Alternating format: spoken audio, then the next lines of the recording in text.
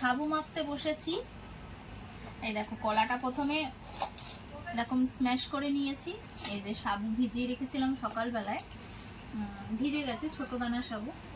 আর এই যে নারকেলটা এরকম করে কুচিয়েছি, এখন বটিতে বার করে সেই বটিতে কুটতে ইচ্ছা করছে না। একটা জিনিস দেখে, এই যে যেই নারকেলগুলো তোমাদের দেখালাম, এই নারকেলগুলো এখন মিক্সিতে দেব।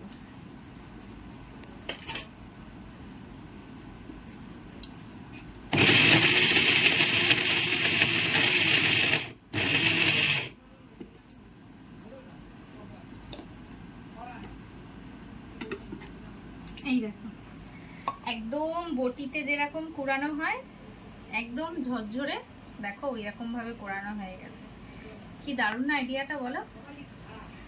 এইবার এটা দিয়েই সাবুটা মাখবো।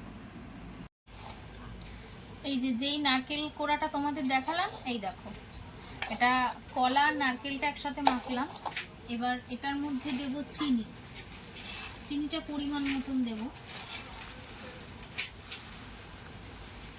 সাবুটা অনেকটাই হয়ে গেছে, 250 সাবু ভিজিয়েছিলাম, এতটা ফুলে খেতে উঠেছে। আর এর সাথে দেব দুধ, দেব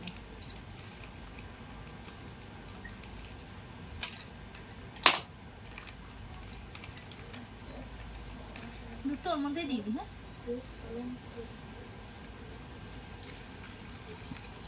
পুরোটাই লাগবে না গো, পুরোটাই লাগবে না। কাঁচা দুধ? এখন ফুটানো দুধ কে খাবে, এছাড়া কোথা থেকে খাবে? কোয়ান্টিটিটা অনেকটা হয়ে গেছে তো, জায়গাটা শর্ট হয়ে যাচ্ছে। এতটা মাখা উচিত হয়নি। সাবু রেখেও খাওয়া যায়, জানো?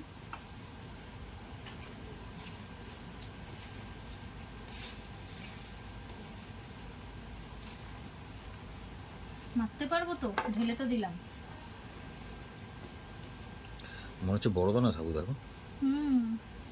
না, ছোট দানা, অনেকটা সময় ধরে ভিজেছে তো, তাই দানাগুলো একটু বড় বড়, বেশ বড় হয়ে গেছে। যতটা জল দিয়েছিলাম সব জল খেয়ে নিয়েছে। দই দেবে না? না, দইটা শুধু শুধু খাবো, এর মধ্যে দই দেবো না। দই দিলে ভালো লাগে না, দুধ পড়েছে তো, দইটা দেবো না।